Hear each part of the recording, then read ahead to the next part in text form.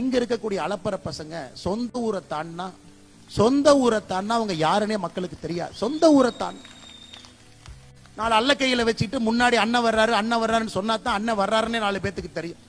இந்த அல்ல கைக ஐயா நான் திமுக ஸ்டைலுக்கு மாறிட்டேன், தப்பா நினைச்சுக்காது. இந்த அல்ல கைக பாரத பிரதமர் நரேந்திர மோடி அவர்களை பார்த்து குற்றம் சுமத்துறாங்க. உதயநிதி ஸ்டாலின் சொல்றாரு நேற்று முன்தினம், மோடி மட்டும் தமிழ்நாட்டுக்கு வந்தாருன்னா முதல்ல நாங்க கோ பேக் மோடின்னு சொன்னோம், நாங்க இன்னைக்கு கெட் அவுட் மோடின்னு சொல்லுவோம் அப்படி. உதயநிதி ஸ்டாலினுக்கு நான் சொல்றேன், நீ சரியான ஆளா இருந்தா, சரியான ஆளா நீ இருந்தீனா உன் வாயிலிருந்து கெட் அவுட் மோடி நீ சொல்லிப்பார்.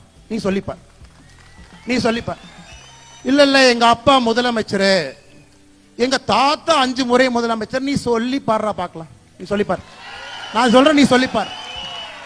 வாயிலிருந்து எங்களுடைய உலக தலைவரை எங்க தாத்தா முதலமைச்சர், அப்பா முதலமைச்சர், எங்க அப்பா சிட்டிங் முதலமைச்சர், நான் சிட்டிங் துணை முதலமைச்சர், சொல்றா பார்க்கலாம். சொல்லு.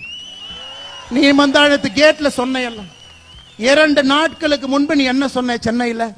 கெட் அவுட் மோடி, வெளியே போடா மோடின்னு சொல்லுவாராம். உன் வீட்டுக்கு வெளியே வந்து பால்டாயில் பாபுன்னு போஸ்ட் ஒட்டிட்டு வரும். நீ சொல்லுகின்ற அதே பாஷையில நான் பேசுவேன். உனக்கு ஒரு உலக தலைவரை மதிக்க தெரியல, ஒரு கத்துக்குட்டி. நீ கத்துக்குட்டி. காலையில 11:30 மணிக்கு தான் உன் மேல வெயிலே படும். நீ சூரியனை நேரா பார்த்தது கூட கிடையாது. சூரியன் மேல வந்தா தான் இப்படி பாக்குற ஆள் நீ. சூரியனை பார்த்து துப்பி அந்த எச்சல் உன் மேல விழுவும். அப்படிப்பட்ட ஆள் நீ.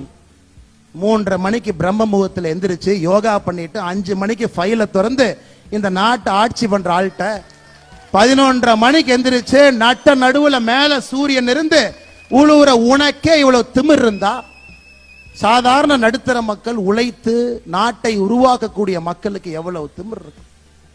அந்த கூஜா தூக்கருக்கு இங்க ஒரு சாராய அமைச்சர் சுத்திட்டு இருக்கார் கரூர்ல.